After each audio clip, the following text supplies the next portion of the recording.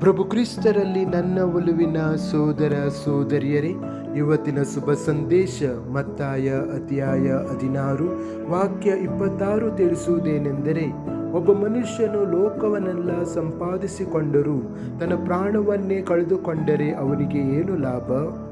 ಚಿಂತನೆ: ದೇವರೊಂದಿಗಿನ ನಮ್ಮ ಸಂಬಂಧವನ್ನು ನಾವು ಕಳೆದುಕೊಂಡರೆ ಲೌಕಿಕ ಯಶಸ್ಸು, ಸಂಪತ್ತು, ಖ್ಯಾತಿ ಮತ್ತು ಭೌತಿಕ ವಸ್ತುಗಳಿಗೆ ಯಾವುದೇ ಶಾಶ್ವತ ಮೌಲ್ಯವಿರುವುದಿಲ್ಲ ಎಂದು ಯೇಸು ನಮಗೆ ನೆನಪಿಸುತ್ತಾರೆ. ನಾವು ಅನೇಕ ವಿಷಯಗಳನ್ನು ಗಳಿಸಬಹುದು, ಆದರೆ ಕ್ರಿಸ್ತನಿಗೆ ಸೇರಿದ ಆತ್ಮದ ಶಾಂತಿಗೆ ಯಾವುದು ಸಾಟಿಯಾಗಲಾರದು. ನಮ್ಮ ಜೀವನವನ್ನು ನಾವು ಹೊಂದಿರುವ ವಸ್ತುಗಳಿಂದಲ್ಲ, ಬದಲಾಗಿ ದೇವರು ಮತ್ತು ಇತರರನ್ನು ನಾವು ಎಷ್ಟು ನಿಷ್ಠೆಯಿಂದ ಪ್ರೀತಿಸುತ್ತೇವೆ ಎಂಬುದರಿಂದ ಅಳೆಯಲಾಗಿದೆ. ಅತ್ಯಂತ ದೊಡ್ಡ ಸಂಪತ್ತೆಂದರೆ ಈ ಲೋಕದಲ್ಲಿ ನಾವು ಗಳಿಸುವ ವಸ್ತುಗಳಲ್ಲ, ಬದಲಾಗಿ ದೇವರೊಂದಿಗೆ ನಾವು ಪಡೆಯುವ ಜೀವನವೇ ಆಗಿದೆ. ಪ್ರಾರ್ಥನೆ: ಕರ್ತನಾದ ಯೇಸುವೆ, ಎಲ್ಲ ಲೌಕಿಕ ವಿಷಯಗಳಿಗಿಂತ ಹೆಚ್ಚಾಗಿ ನಿನ್ನನ್ನೇ ಹುಡುಕಲು ನನಗೆ ಸಹಾಯ ಮಾಡಿರಿ.